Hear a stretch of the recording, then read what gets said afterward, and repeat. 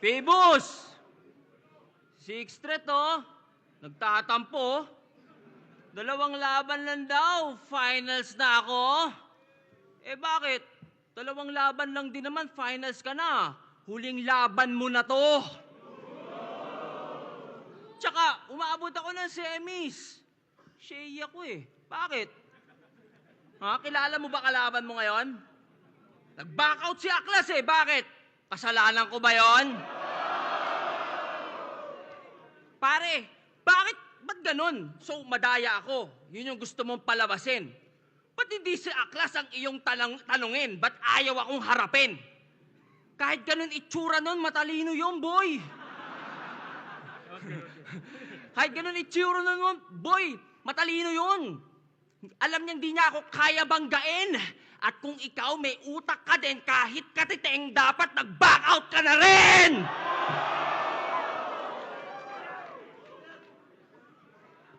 Ang tagal na nung huli kong battle. 2018 pa nung ako'y huli.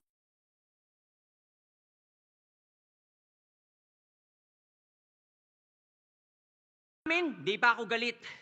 Kasi di ba sabi ko, ang magti-trigger, ang pagtutok lang sa akin ng Glock ang magti-trigger ng aking pagbabalik. Pero pwede na tong tirador. Magiging 9 din naman yung 6 pagtapos ko ibitin pati warik. Davao! Game! Sixth threat! Di ba sabi ko magagandang katangian naman ng Mindanao yung banggitin nyo? Eh ba't sa dami ng pwedeng representative, ang napili nyo, ito.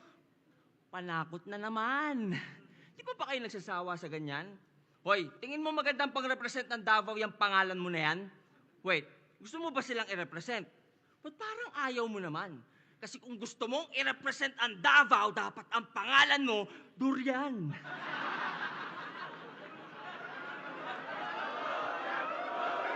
Durian! Durian! Durian! Durian! Durian!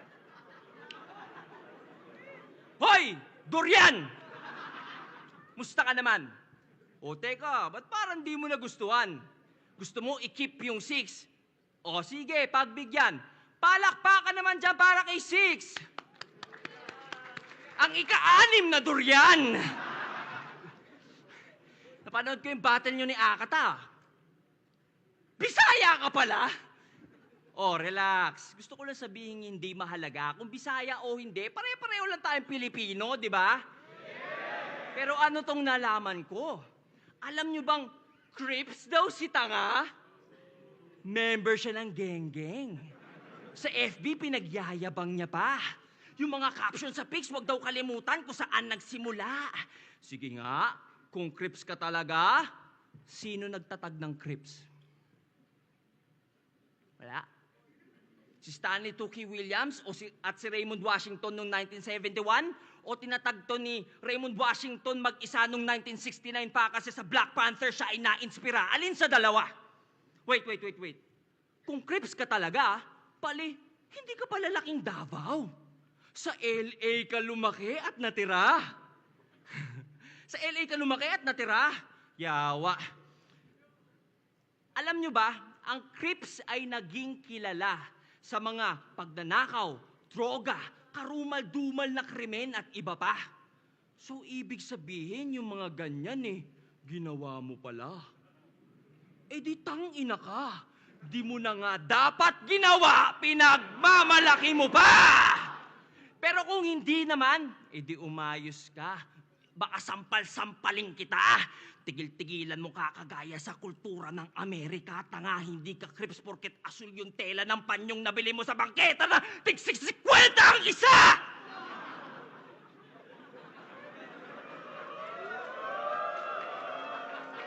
Crips, ulul sukarap boy!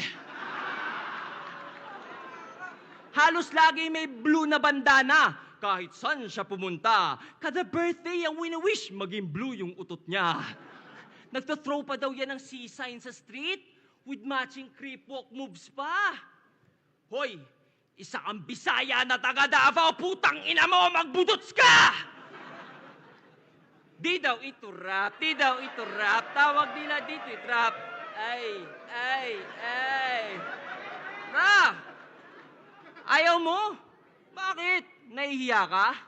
Yawa, parang budots lang, ayaw pang makisama. Kultura ng iba, ginagaya, pero sa sarili, di mo maaya. E di putang ina, kung ganyan lang din, wag mo tawagin sarili mong Bisaya! Ano? Bisaya ka lang pag convenient? Pero pag hindi, kinakahiya mo ng todo? Kaya pala yung mga kanta niyan, either Tagalog at English lang. Tunog West pa yung tono. Wala ka palang pinagkaiba sa kandidato pagkampanya. Doon lang nagiging proud sa Bisaya niya na lolo. Ginagamit lang yung mga Bisaya kasi kailangan ng boto. At gumagamit po to ng N-word. Mapachat o sa kanta. Feeling ego kala mo pinagdaanan nila ay danas niya. Hoy!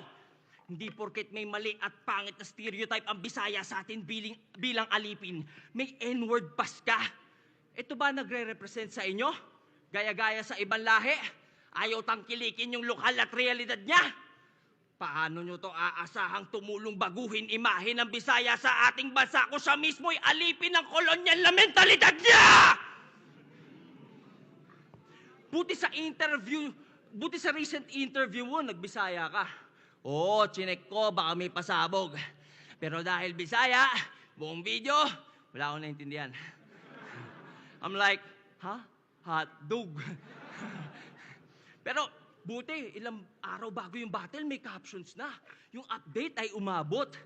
Na-detect siguro ng YouTube na dong gago ka, kaya tinranslate sa Tagalog. Speaking of the devil, Itachi, ano na? Balita sa Donggago. May bago bang info?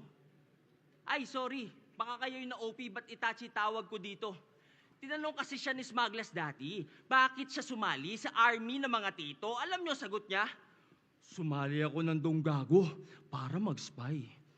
Parang si Itachi. Tangina mo, weirdo! Siyempre si Ilong hindi na gets. Pero para matapos lang, umuo na. Kaya nalaman ko to Tinanong niya ako, sino si Itachi? Bla bla bla. Sabi ko, seryoso ba? Lulong ka na ata sa bisyo. Pinagsasasabi mong bobo ka. Ano ba sinisindihan mo, ha? Hidden leaf ng kono, ha? Pota astig. Kaya pala ang lapad ng ilong kasi sobra sa weed. Itachi ang puta. Huy, pogi yun. Huwag ka namang feeling, leche ka. Yung self-confidence mo, lagay mo naman na ceiling. Kisame, pwede pa. Itachi, gulat ka, alam ko. So, paano ka tumakbo? Paganto? Kinginan to, feeling pogi, nag-iilusyon. Ano nangyari? Humarap ka ba sa salamin, tas nagsukuyomi ka doon? Nagdonggago para mag-spy? Puta, para saan? Bukod sa waksilat na bubuhay sa nakaraan, nang didisbigla pag naaangatan, ano pang di namin alam? Wait, matanong ko lang, alam ba nilang sa PM lagi mo silang pinagtatawanan? Pexman, cross my heart, mamatay man si Phoebus. Natatangahan sa inyo itong sarili nyong kagrupo. Real talk to, alam mo yan. Meron akong resibo. Oops! Pero atin lang, di ko ipapublic kasi meron akong prinsipyo. At huwag ka mag-alala, hindi ko ito i-upload unless mag-deny ka dito. Pero eto teaser, para sa inyong kaalaman, yung mga kanta nyo daw, 10 segundo nyo lang pinapakinggan. Kaya nga may kantang Pilipinong Waki. Pag wak, hindi siya fan. Oh, ba't sumali ka dyan? Saka ba't sumali ka ng matira mayaman? Dapat pag donggago, walang karapatan. Kasi pag nadadamay ang mga gago, magdedemanda naman. Pero ikaw si Itachi, kamo, sakto. Walang sisihan pag inubos ko buong clan mo, ikaw may kagagawan. Sa tanong natin simulan, Davao, alam nyo ba kung anong nagra-rhyme sa mga kanta tinagalog parang parody? Putang ina mo! Anthony! Hindi ako si Zaki, mga ulol. Hindi ako si Zaki, mga ulol. Magkaiba kami noon. Hoy, Zaki, ba't ka kasi nag-a-accuse? Pwede namang magtanong. Like, ika-anim na durian. Napadpad ako sa pop.inquirer.net/54327 at may nabasa ako doon. Allegedly, plagiarized daw yung humanap ka ng pangit. Ang original daw noon ay Find an Ugly Woman by Cash Money Marvelous. Totoo ba yun? Shh, shh, guys. Tahimik. Napipredict ko na yung sasabihin nito. Hindi dahilan ng bata rap para kalimutan salitang respeto. Tama, may limit pa din. Para di umabot sa away o hukuman. Ika nga ni Manny Pac, di dahilan ng boxing para makipagsuntukan. Irespeto, kasi sila pinakanauna sa eksena. Bakit? Ano ba ibig sabihin ng AE? Adan at Eva? Pero ba't nga ba may gera? Ano nga bang problema? Gusto nyong irespeto mga nauna pero ayaw nyong mauna rumespeto mga punyeta! Anyari, ba't naging donggago, whack lyrics, toxic mindset, apologist ka na? Sabi mo sa amin, paglalaban mo, lyricismo Puro talk shit lang pala. Hindi naman siya batang Quiapo, pero naaalala ko si Coco Martin, taina kasi ang pinagtatanggol na nitong probinsyano, CA ina. Coco kasi yung S, T. Anyway, kinakaalis dyan sa kampo ng kadiliman, Itachi. Pagputi na yung uwak mo at may uban ka na, baka naman nahawa ka na sa pagiging kupal nila, kakasyaringgan mo, nabulag ka na.